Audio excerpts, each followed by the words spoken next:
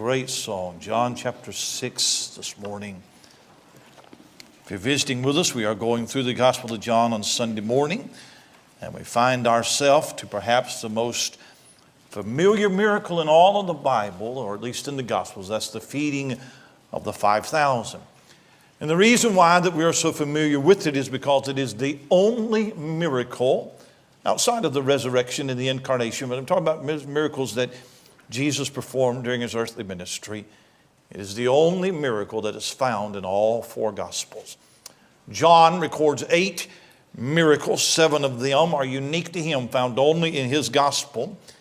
And so this is the only miracle in John's Gospel that is found in the other 3 Gospels.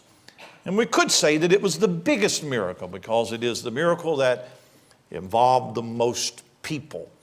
I was thinking this week about faith healers. I don't believe in modern faith healers. But have you ever noticed how their miracles are never verifiable?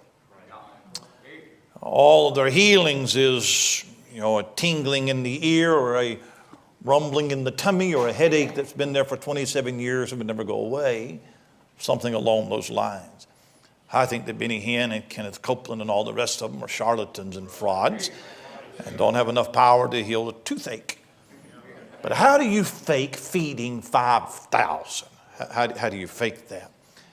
And Matthew says that it was 5,000 besides the women and children. So some commentators say there could have been as many as 15, 20, 25,000 people there that day. And how are you going to play some parlor trick on that many people and make them think they saw a miracle? It's hard to fake the miracle when they're eating the miracle.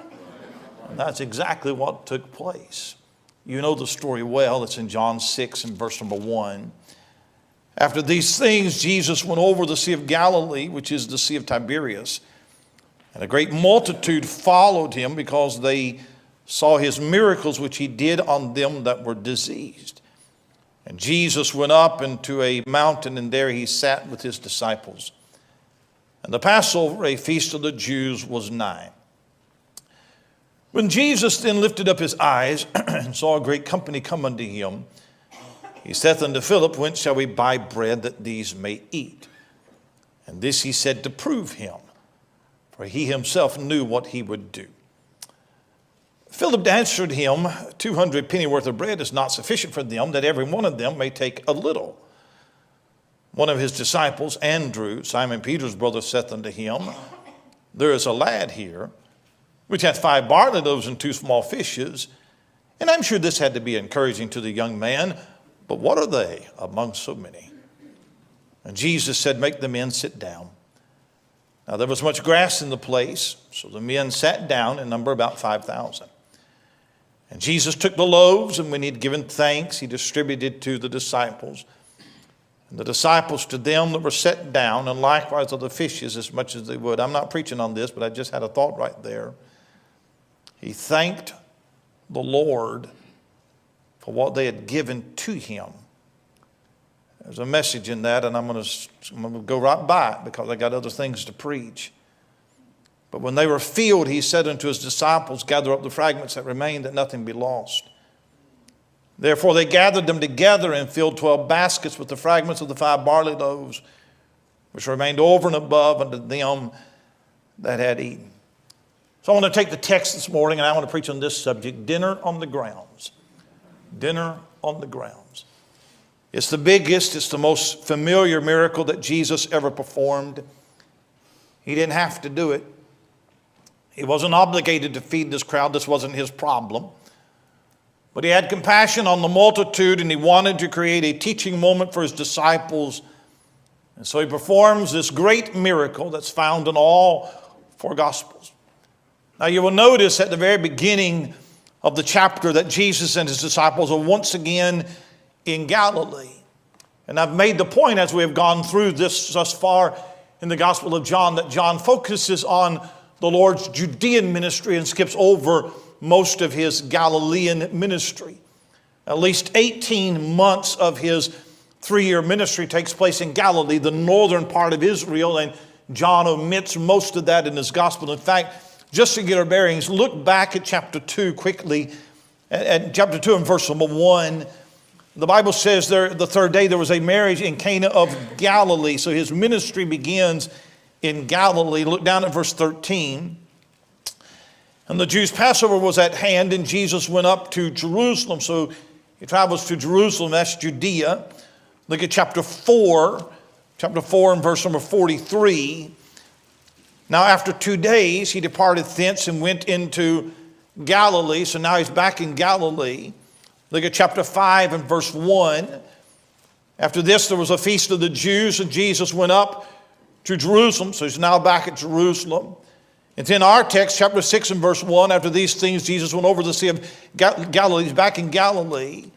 Look at chapter 7 and verse 1.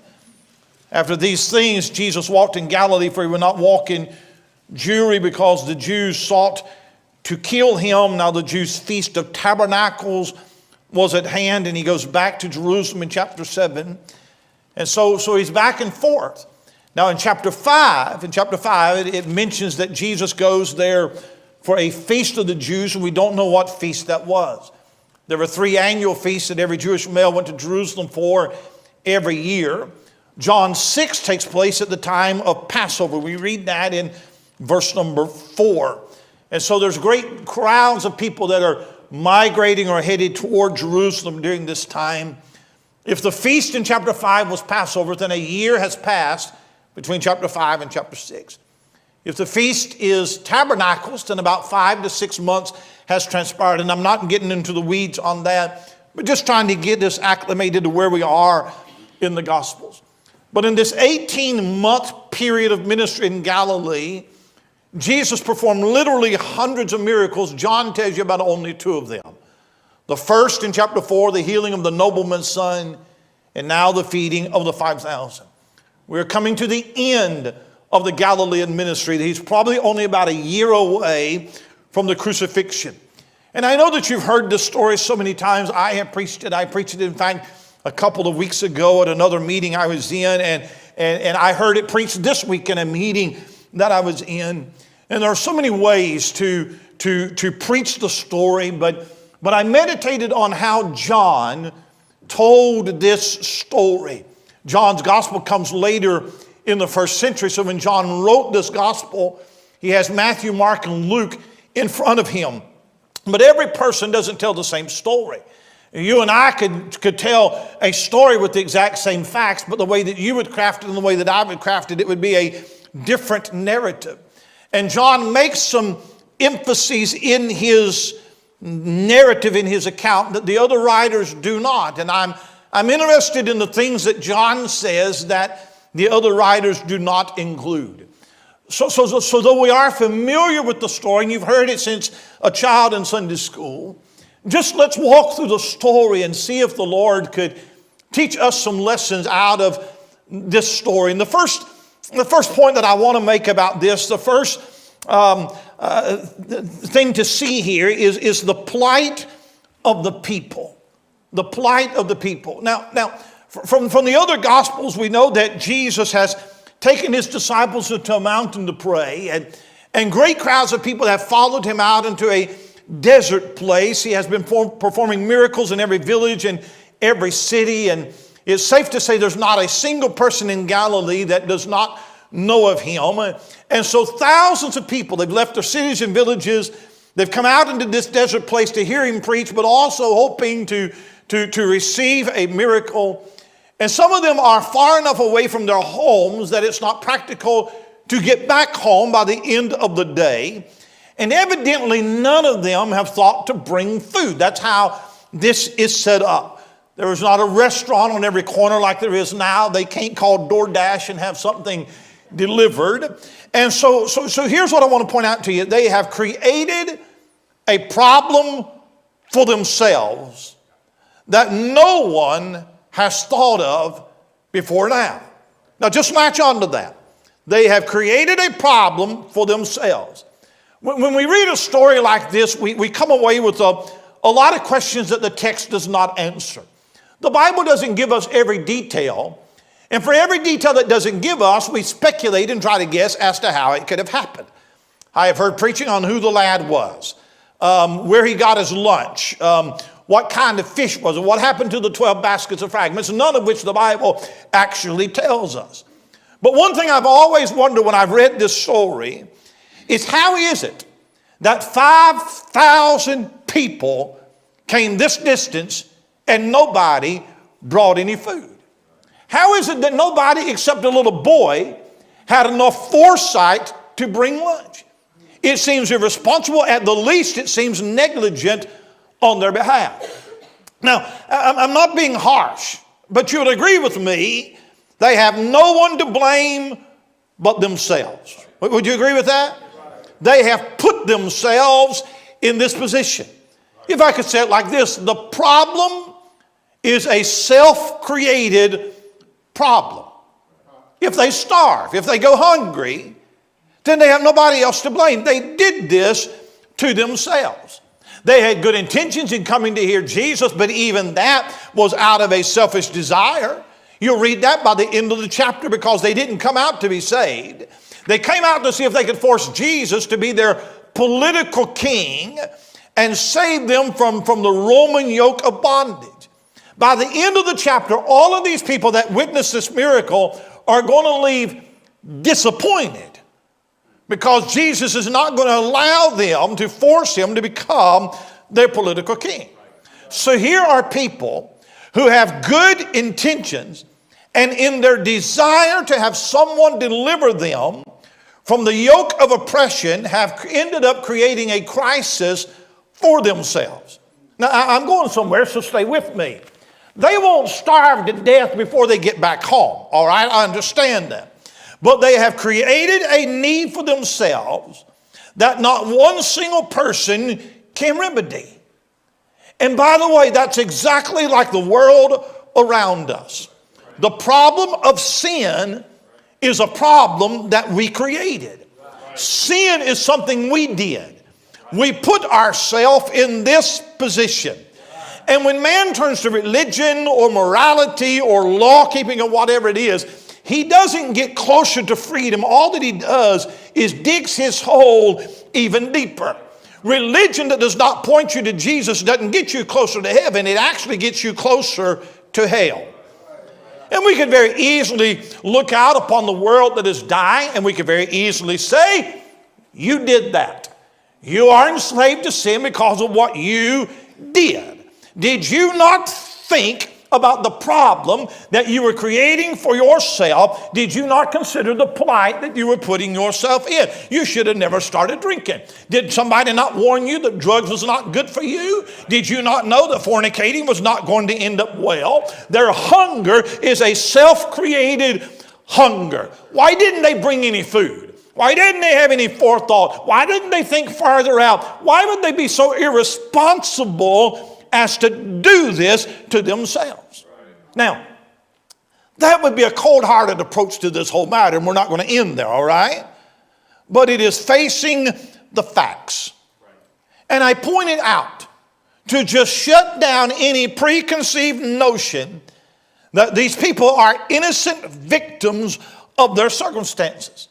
It is not something that came upon them and surprised them and caught them off guard. No, if you go and live in sin and wreck your life and create a mess that you can't fix, you've got to own up to it and say, I did that. Maybe you had a horrible upbringing. Maybe you didn't have anybody to teach you or guide you when you were young. Maybe you got caught up with bad friends. I understand that. Maybe there were circumstances that led you down that path, but you must own the decisions that you make. You must say, this is of my own doing. They have created a problem for themselves, and none of them has a solution. Now, you will see that the disciples have absolutely no pity on them. None. This is not my problem. In 3 of the Gospels, the disciples say, send them away because this is not my problem.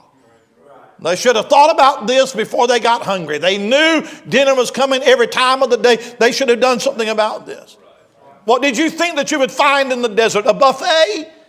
They should have had some forethought. And if we're not careful, we'll develop that cold, callous heart to the plight of the sinners of the world.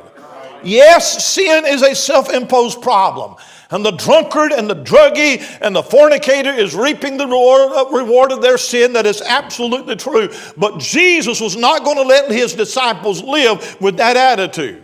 Here's what he's going to do. He's going to put their plight in their lap. This may not be your problem, but I am making it your problem now. They should have had more forethought, and maybe they should have done something to meet their needs, but the need is here, and now we are going to help them. And I say to you this morning, as a church, that will never help people until we develop a heart for people. God give us a heart of compassion to see people through the eyes of pity, the plight of people. But then, I want you to notice, secondly, the compassion of Christ. Look at verse number 5. When Jesus then lifted up his eyes and saw a great company come unto him. Matthew and Mark will tell you that he was moved with compassion toward them. Now, when you compare the four stories, the four accounts, and I laid all four accounts out. And when you compare the four, you'll notice some minor differences in how the story is told. One of the differences is who brought the need up first. Did the disciples come to Jesus, or did Jesus come to the disciples? Hold your finger right here. We're going to go back and forth. Go to Matthew chapter 14. Let me show you how Matthew tells you this story. Matthew chapter 14. And look at verse number 15. Here's how it starts. Matthew 14 and verse 15. I want you to see it. When it was evening, his disciples came to him saying, this is a desert place and the time is now past. Send the multitude away that they may go into the village and buy themselves victuals. Look at Mark chapter 6. Mark chapter 6, southern way of saying that is victuals. Mark chapter 6, look at verse number 35. Mark 6, verse 35. When the day was now far spent, his disciples came unto him and said, this is a desert place, now the time is far past, send them away. Look at Luke chapter 9. Luke chapter 9. If you want to put 3 fingers there, that's fine. We're coming back. Luke chapter 9 and verse number 12. Luke 9 and verse 12. When the day began to wear away, then came the 12 and said unto him, send the multitude away. So you got it? Matthew, Mark, and Luke, all 3, the disciples came to him. Look at John. Look at John chapter 6. Look at verse 5. When Jesus then lifted up his eyes and saw a great company coming to him, he saith unto Philip, whence shall we buy bread that these may eat? Now it's not a contradiction. It's how different men tell the story. Matthew, Mark, and Luke start the story with the disciples. But John has Jesus starting the conversation. And John tells you that Jesus brings this up early in the day as the company is coming toward them. If you read the other Gospels, you get the impression that the disciples started talking about it when the need was pressing. But Jesus initiated the conversation before the need was ever there, as a great company came unto him. So here's what happens. He told the disciples early in the day, see all these people coming? We're going to need to feed them. You need to start thinking about what we're going to do. And later on, when the disciples suggested, we ain't got the food and we ain't got the money, send them away, Jesus said, they need not depart, give ye them to eat. It's his compassion in that Jesus initiated that we're going to meet this need. Can I tell you, it is a remarkable thing that Jesus had compassion on these people. Here's the reason why. They're not family. They're not even close friends. I have no problem having pity on my own loved ones. But it's a little bit harder on strangers. It's easy to pity people that you love, but the rank stranger, we don't have any pity in our heart for them. And it's remarkable that Jesus had compassion on them because he's God. And there is no religion where a deity has love and compassion and mercy toward people. But aren't you glad that Jesus is different? Aren't you glad that our God is a God of compassion? And I want you to know this morning that Christ has a heart for His people and Christ cares. We have people in our church right now that are going through some very difficult things. And I want you to know that Christ cares about the hurts of His people. We sing that song, Does Jesus Care? Oh, yes, He cares. I know He cares. His heart is touched with our grief. Why do we sing that? Because it is true. The compassion of Christ. But then I want you to notice the demands upon the disciples. As I've studied how John tells the story, there's several details that are different. Come back to Matthew 14. Should have put a bookmark there. But watch this. Watch this. Matthew 14, look at verse number 15 again. And when it was evening, His disciples came to Him. Look at Mark chapter 6. Mark chapter 6, watch this. Mark 6 verse 35. And when the day was now far spent, His disciples came unto Him. Look at Luke chapter 9.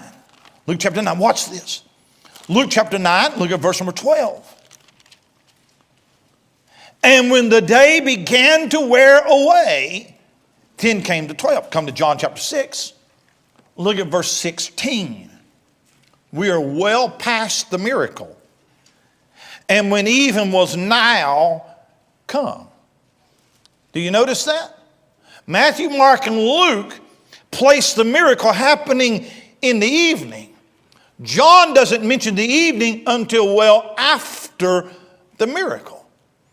Everything that takes place in John 6, all this conversation in this dialogue by the miracles, or by the disciples, it happens during the day. Then the miracle happens and John says, now it is evening. Look at John 6 and look at verse number 5. Watch this. When Jesus then lifted up His eyes and saw a great company come unto Him. Now, I've already mentioned this, but the disciples make it, the synoptics make it sound like that the disciples waited till the evening when they noticed we have a problem on our hands and we need to send them away. They found this kid with his lunch and Jesus performed an impromptu miracle that they had just noticed, but that's not how John says it. Look what he says.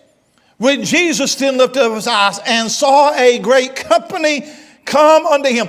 He brings the matter up as the crowd is coming. Do y'all see that? I'm just reading the Bible, is all I'm doing. He brings it up as the crowd is coming. This is much earlier. This is not the evening. This is the beginning of the day. And He puts the need to the disciples early. It's not them coming to Him first. It is Him putting the need on their plate first. Y'all see this crowd? They've all come out here without food, and we're going to have a great need on our hands later on in the day. And you fellas need to start thinking now about what we're going to do for dinner. Figure out how we are going to buy enough food to feed this multitude at the end of the day. John gives you another little detail you don't find in the other Gospels. Look at verse number 6. And this He said to prove Him, for He Himself knew what He would do. Jesus brought the problem up, told the disciples we're going to feed them, and they immediately go into crisis mode. You're going to hear them talking about how much it's going to cost. We ain't got enough food. We ain't got enough bread. There's too many people here. You're going to hear them. And at the very beginning, before anything has happened, Jesus knew exactly what He was going to do. Before the little boy brings his lunch, He already knows how it is going to end up. So I tell you, it was a setup from the very beginning. I mean, before anything happened, Jesus knew how this thing is going to end. And He put this need in their lap as a test. It's a test is what it is. And the best that they could do is recommend Jesus just send them all away. Let them fend for themselves. But Jesus knew that's not what's going to happen. And it all brings up the emphasis that John is making about the inadequacy of the disciples to meet the need. Jesus spends the day teaching the multitude. And in the background, these disciples are fretting. They're talking and they're whispering. They're trying to, what are we going to do? Evening comes and the people are still there. They haven't eaten for hours. Now it is time for a meal. And all they have is a little boy's lunch. And Jesus said, we can work with that. He has the crowd sits down and he pushes this issue of feeding them. There's something else about this miracle that I want you to notice that you won't find in any other miracle in the Gospels. It is the only miracle in which the disciples assist Jesus in the miracle. The miracle took place in his hands, but he used the disciples to distribute the miracle to the people. I'm going somewhere, all right? I'm going somewhere. The miracle took place in his hands. I try not to get excited about what I know I'm getting ready to say, all right? The miracle took place in his hands, but it was distributed by his disciples. Look at verse 10. Jesus said, make the men sit down. Verse 11, Jesus took the loaves. When he had given thanks, he distributed to the disciples, and the disciples to them that were set down, likewise of the fishes as much as they would when they were filled. He said unto his disciples, gather up the fragments that remain, that nothing be left. Therefore they gathered them together and filled 12 baskets with the fragments of the barley loaves, which remained over and above unto them that had eaten. Here's what he says. He said, have the men sit down in companies of 50. Companies of 50. And so these men sit down in groups of 50. And then the disciples are going to disperse the bread. And then they go back and disperse the fish. Then they come back with baskets and they gather 12 baskets of fragments. And we pass through that so quickly. But can you imagine if we had 5,000 people show up for dinner on the grounds? We're having an anniversary last Sunday of May, I think it is. We're going to have a fish fry that day. And if 5,000 people showed up, that's a whole lot of fish. Paul Elisha would have a heart attack is what she'd have. Can you imagine? How long would it take to plate 5,000 plates of fish and coleslaw and hush puppies and all that? How long would it take? 12 disciples doing this. Jesus did the multiplying, watch this, but the disciples did the work. He puts the need to them at the beginning. He puts them to work at the end. So all along, Jesus knew that disciples are going to be involved, and in no other miracle do they assist him. So get this. Jesus brought the need to the disciples, told them early on, you're going to do something about it. He let them fret all day to prove they are inadequate. And when he performed the miracle, he involved them in it. Huh? Oh, yeah. He placed the responsibility on their lap. He let it be known early on that I'm going to be calling upon you when it is time to eat. And they could grumble amongst themselves, and this shouldn't be our responsibility, but it is their responsibility for one simple reason. Do you know why? Jesus said it was. He never asked their assistance in any other miracle, but he involved them in feeding the multitude. And do we not see a picture of our own responsibility in dispersing the bread of life to a world that is dying without Christ? Do you know why we support missions? Because he so told us to. You know why we give our money to Faith Promise Missions and send missionaries to the foreign field? And you know why we knock on doors and do mailing campaigns and pass out tracts? I'll tell you why. Because he told us to.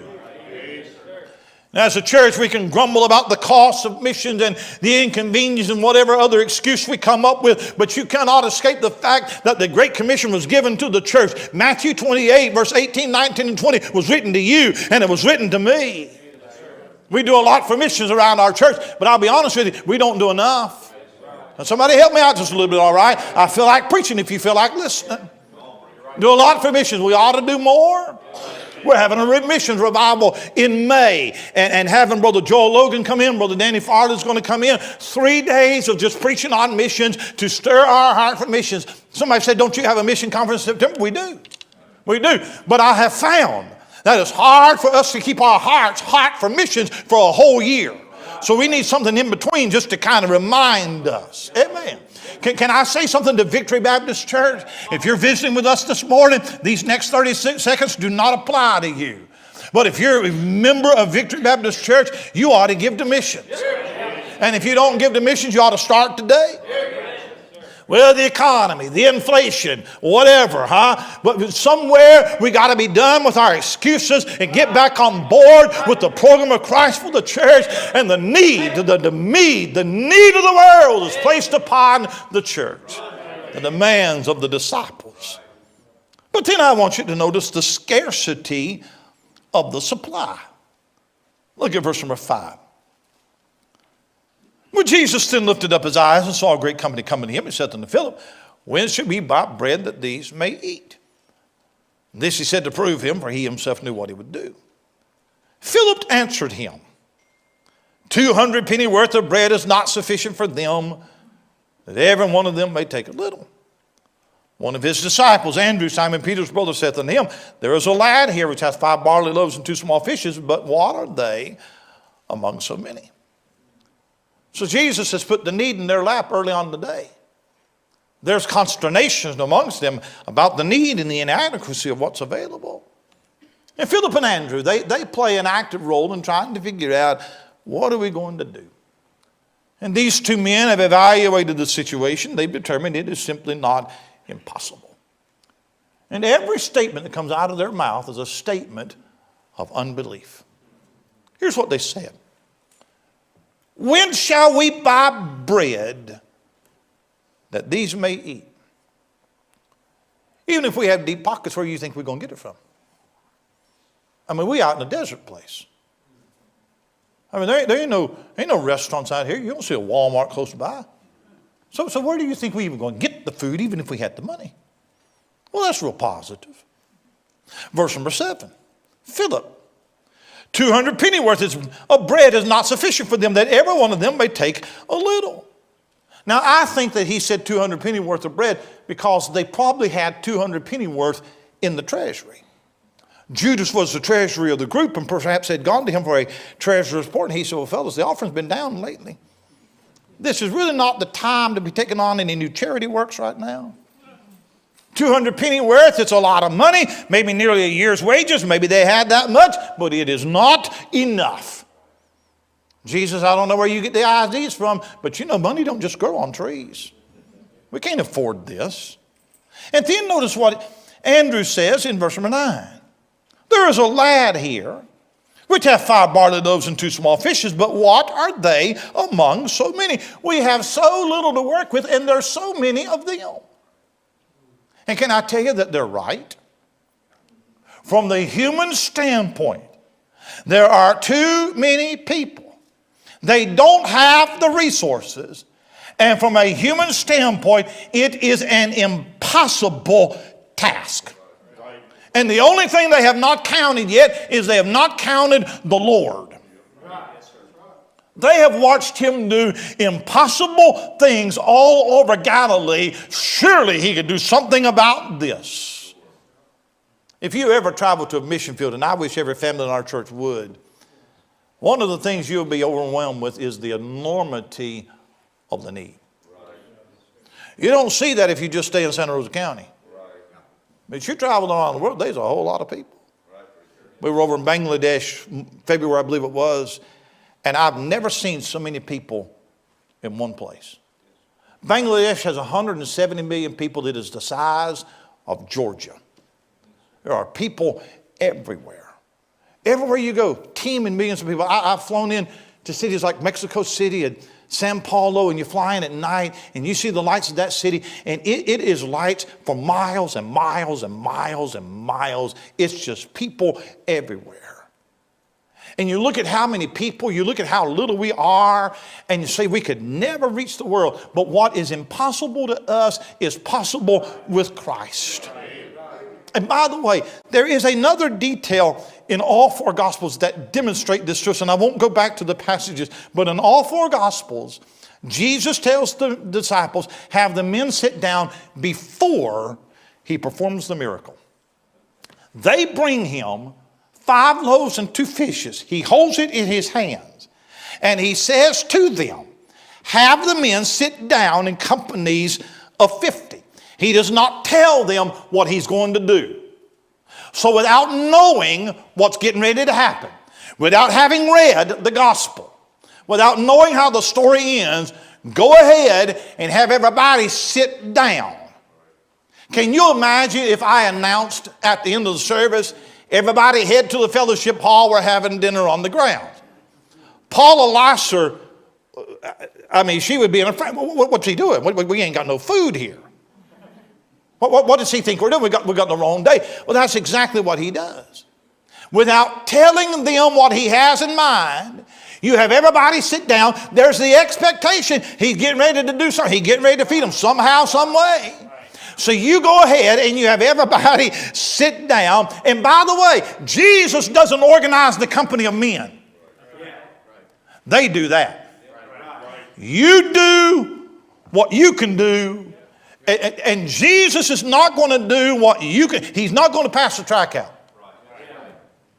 He's not going to knock on the door. He's not going to put the faith promise missions in. He tells the disciples to do it, and you have to do it by faith. He does not tell you he doesn't tell you what he's going to do with it, but he multiplies the food and he gives them the responsibility of dispersing it. And the disciples could only think in terms of what had been done before. You know what they've always done when they needed food? They went to the store to get it. That's the only thing that they can think of doing. But Jesus has a different way. Jesus has a better way. And he's not interested in just how we've always done it before. I wonder what would be possible if we quit trying to figure out how, and we just got busy doing it. Because you are inadequate. You don't have the supply. We cannot do it alone. That is the truth. There's a young missionary right now going to New Zealand, and he has a goal of mailing a John and Romans to every household in New Zealand. 1.3 million households in New Zealand. That's a lot, isn't it? We have several 100,000 John Romans coming to the print shop this week, I believe it is. We have committed 100,000 John Romans to send to him to get this started. Now, I think there's other ministries that are involved. And we're going to help him. And if he mails them out, then I'm sure that we will help him some more. Victory Baptist Press, listen, Victory Baptist Press has sent Bibles literally around the world. Dozens and dozens of countries we've sent Bibles to. And if we were to sit down with an accountant or a calculator and figure out the cost analysis, how much paper and how much ink and salaries and shipping and all of that, this is what our budget is going to be next year. We'd shut it down next week. There's not enough money. It cannot be done. But we're not operating on the world's economy. We're not operating by the Federal Reserve or inflation or the rising cost of paper. No, we're looking at a mighty God, a mighty big God who has taken care of it before. He has taken it upon himself to partner with us, and we are partners with him. And a little in your hands becomes a lot in the Savior's hands. The scarcity of the supply. I got to hurry. I really do. But I want you to notice the contribution of the child. Look at verse number 9. In verse number 9, there is a detail that John gives you that's not found in any other gospel. There is a lad here. Every Sunday school teacher that's ever told this story told the part of the lad. But the other 3 gospels tell you that the disciples said we have 5 barley loaves and 2 fishes. They don't tell you where it came from. John's the only gospel writer to tell you about that little boy. I preached this the other day, so I'm not going to re-preach it, all right? 5 words. There is a lad here. That's all that is ever said about him in all of the Bible. And in 5 words, That's it. That's it. In 5 words, never mentioned in the story again, but 5 words, every person in here knows the part that he played. I preached this several weeks ago. I'm not going to preach it again. It's interesting to me, by the way, guys, it's interesting to me that the other 3 gospel writers don't mention him. So we could say that he was overlooked by most. But the Holy Ghost made sure. No, we're going to mention him. And we're going to remember what he did for the Lord. Give you a little outline if you want to write it down. This will preach somewhere down the road. I'll tell you something about this little boy. I noticed that he was little. Maybe a preteen. I don't know if his parents were there or not. No name, no town that he was from. Nothing but just a little boy. And he didn't get a whole lot of attention. And I hope you're okay with that, by the way. Because if you're the kind of person that has to have a pat on your back, if you're the kind of person that has to have your name recorded, if you're the kind of person that has been spotlighted, you probably won't do much for the Lord. He was little. And then I noticed that he was listening. See, I don't think that the disciples confiscated his lunch. I think that he volunteered it. I think that he overheard them talking about the problem, the need. Little boys are not prone to noticing other people's needs. And little boys don't usually give to meet other people's needs. Most little boys I've ever encountered are selfish. And if they do give, they usually don't give it all. They're going to keep something back for themselves.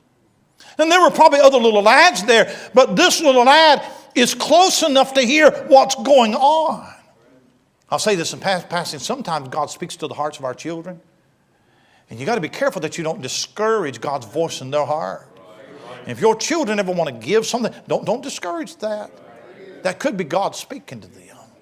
So I noticed he was little, and I noticed he was listening, and I noticed that he was limited. Big need. He didn't have much. Barley loaves is a poor man's bread, and the Bible makes a point to say that it was small fish.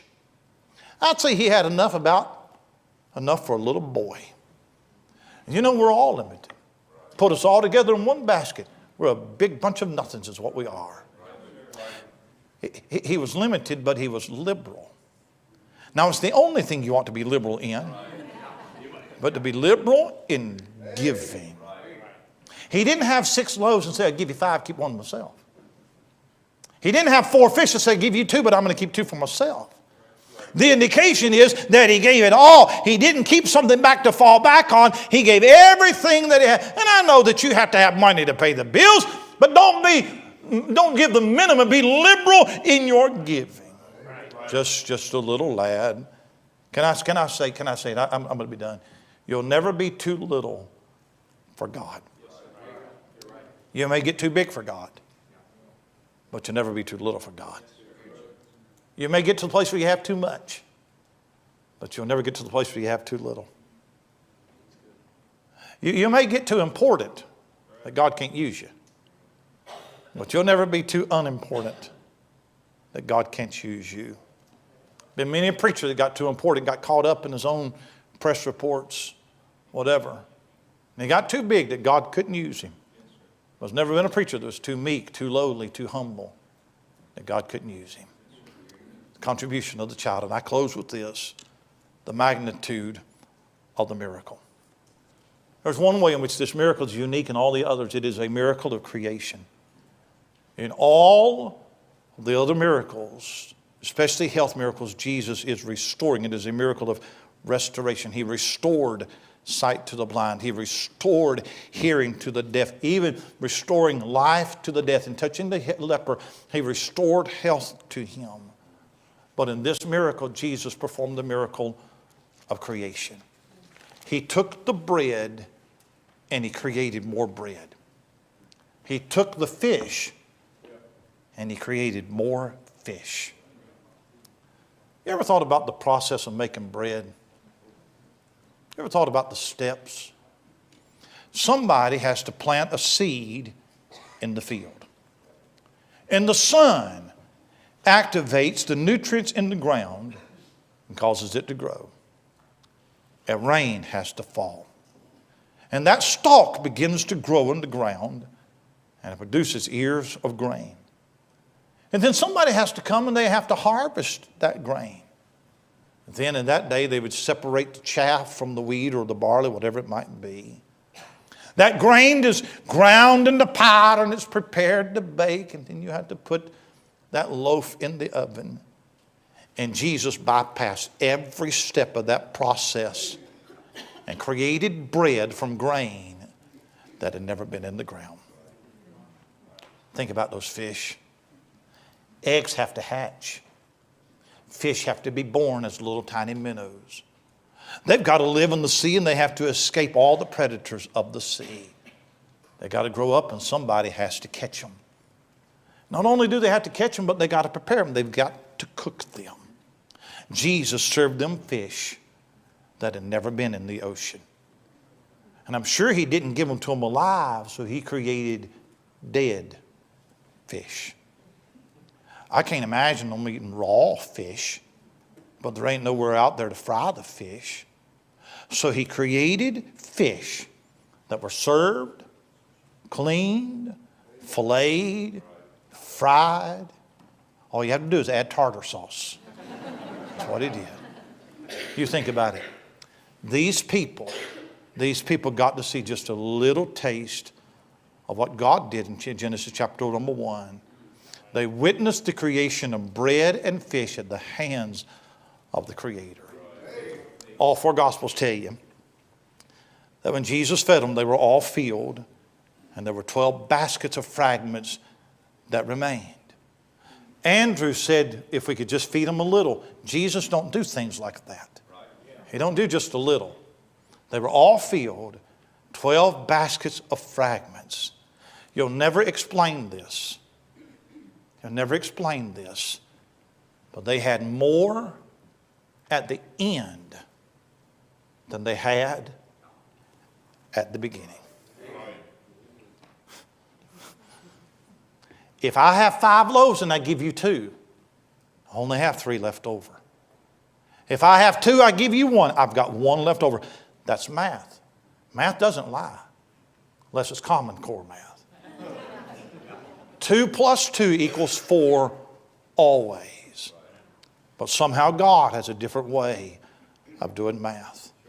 That little lad gave all that he had. But as it passed through the hands of the Savior, somehow it multiplied.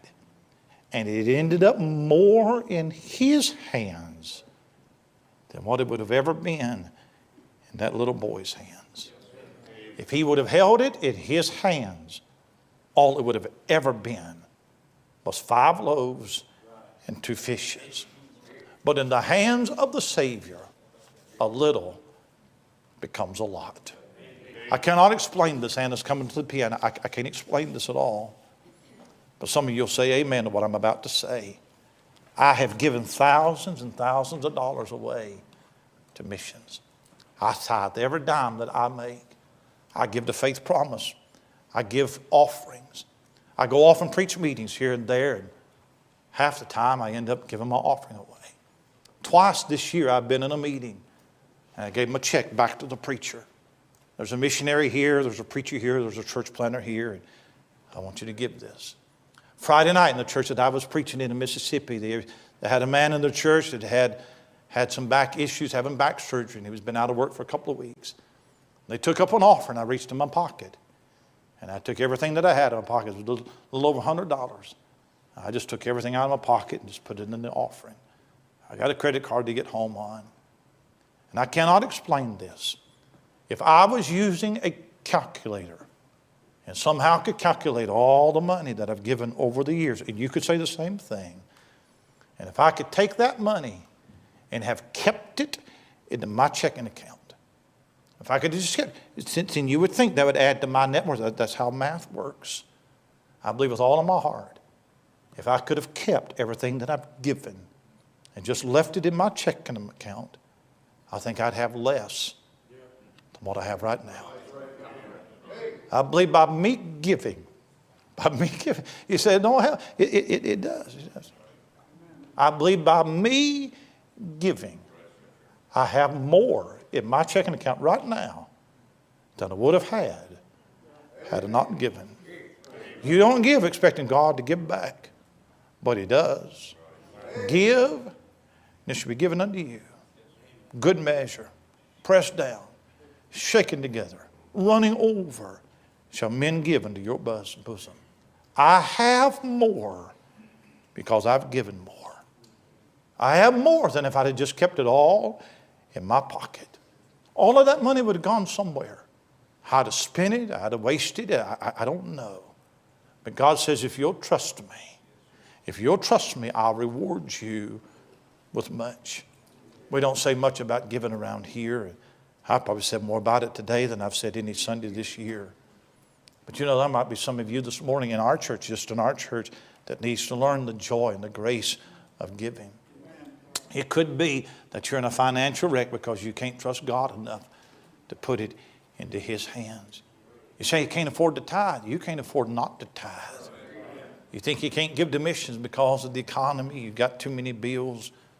But you don't realize what God can do with just a little. You're missing out on one of the great blessings, one of the great joys of the Christian life. You're depriving yourself of knowing the blessings of God. Some of us have seen God do miraculous things. Nothing on the scale of feeding 5,000. But we've seen God do some things that was too big for us. I've seen God open doors. I've seen Him provide in ways that I didn't see. I've seen Him meet needs that I thought was impossible. And every time that God steps into an impossible situation, it just increases our faith for the next step of the journey. When you put a little in His hands, it becomes a lot. Would you bow your heads with me this morning?